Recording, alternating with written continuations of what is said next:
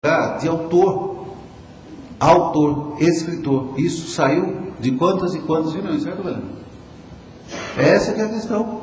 Então, se nós temos um texto que é de todos, nós não podemos ter uma política que seja apartada de todos. E para não ter uma política apartada de todos, nós temos que cada vez mais centrar a nossa mira, a mira do setor, no caso aqui falando especificamente dos livreiros, em consonância com o conjunto e reivindicarmos sim todas as questões que fazem parte do setor. E aí, eu vou tocar num assunto, porque nos subitens da mesa que o Vitor nos mandou, estão políticas públicas voltadas à livraria e seus benefícios para o setor. Lei de fomento ao livro e à leitura, lei do preço único, colegiado setorial do livro da leitura, fundo para a leitura, ações do MINC, PNLL, enfim. Algumas ações aqui, eu já disse isso ano passado, volto a dizer, não depende de governo. Não depende de governo. A lei do preço único, a tramitação é governamental, mas enquanto o setor editorial e livreiro não chegar a um acordo, no sentido de, pelo menos, se ter partes e defesas e ações contínuas e claras e objetivas em relação à lei do preço único, não será o governo que vai substituir o setor. Quem me ouviu o ano passado está vendo um repeteco, mas é exatamente isso. É importante colocar isso, porque foi assim que nós estamos construindo um plano nacional do livro e leitura e uma política pública para o setor. A Gabriela acabou de dizer agora há pouco que o governo vai inventar a roda, e é bom que ele não invente. Certo? É bom que ele não invente.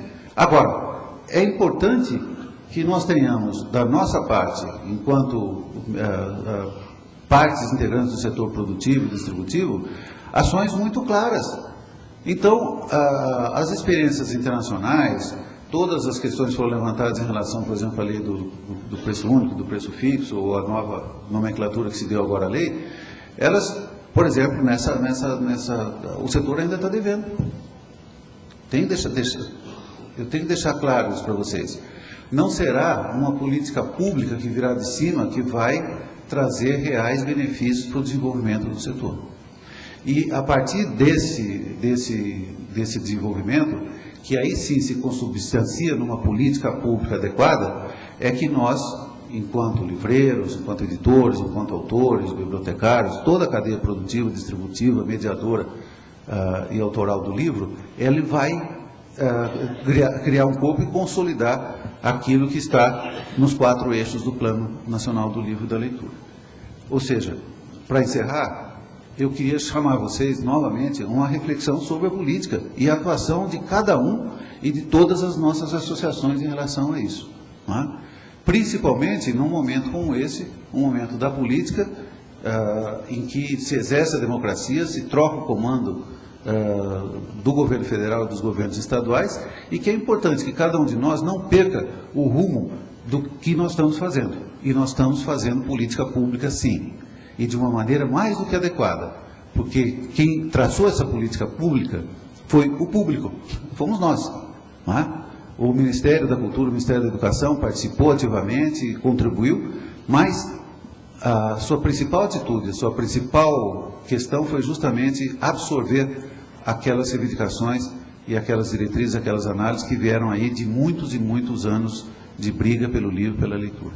Então, eu queria chamar a atenção disso para vocês, para essa convergência necessária cada vez maior em relação ao Plano Nacional do Livro e Leitura, reivindicar cada vez mais que nós tenhamos em torno das nossas entidades, a ANL, a CBL, enfim, todas as entidades que representam o setor, uma relação de organização, de união em relação a essas metas, porque, como também digo reiteradamente, nós estamos apenas no começo. Nós estamos apenas no começo. Todas essas coisas que nós desfiamos aqui nessa mesa, de conquistas, etc., tal, é apenas o princípio do que se precisa. Não vamos perder isso de vista, não é? Porque cada um sabe também onde aperta o seu calo. Não é? E a partir do momento que olha o seu calo, a gente vê os limites de uma política pública que está sendo construída. É um Plano Nacional do Livro e Leitura em execução. Não é um plano do livro e leitura consolidado, ele ainda precisa de recursos institucionais mais fortes, como, por exemplo, se transformar numa lei. Nós ainda não temos o Instituto Nacional do Livro, Leitura e Literatura, que é aquilo que pode, de fato, dar uma musculatura política dentro do governo federal para o setor. Não é? Isso ainda é uma reivindicação que eu vejo apenas em poucas partes e poucas entidades, no sentido de ter uma relação maior que force os governos e as políticas públicas a que isso aconteça. Não é? Então, são pontos que nós precisamos ainda avançar. Não que não tenhamos avançado, avançamos muito, mas não podemos nos iludir com essas conquistas recentes. Não é? Há coisas para fazer, e eu acredito que a ANL pode dar uma contribuição fabulosa nisso, inclusive em convenções como essa. Da minha parte, como cidadão, enquanto estiver no Plano Nacional do Livro e Leitura, a ANL tem toda a minha, não apenas a minha simpatia, mas a minha adesão condicional, que eu já reiterei N vezes. Eu não só comecei a vida como livreiro, né, mas eu entendo de fato que a livraria é algo fundamental na constituição de um país de leitores. Então, nesse sentido, não é apenas uma convicção determinada pelo plano, no meu caso é uma convicção pessoal, né, e vocês contem com dentro das minhas possibilidades na briga por tudo isso que vocês reivindicam e que é fundamental. Muito obrigado. Obrigado, Castilho.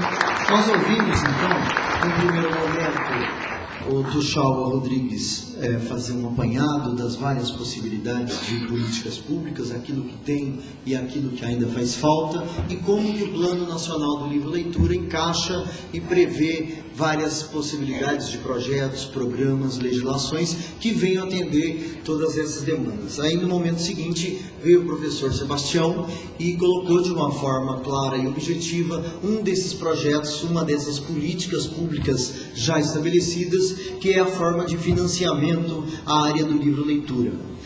Em seguida, nós tivemos, então, a Gabriela, que fez um apanhado, não só das políticas voltadas para esse tema dentro do Ministério da Cultura, mas em outras áreas também do governo, e no fechamento disso, o professor Castilho, à frente do Plano Nacional do Livro e Leitura, que são 900 mil projetos e programas que tem ações nessa área, e algum deles é um eixo totalmente voltado para a questão da economia do livro.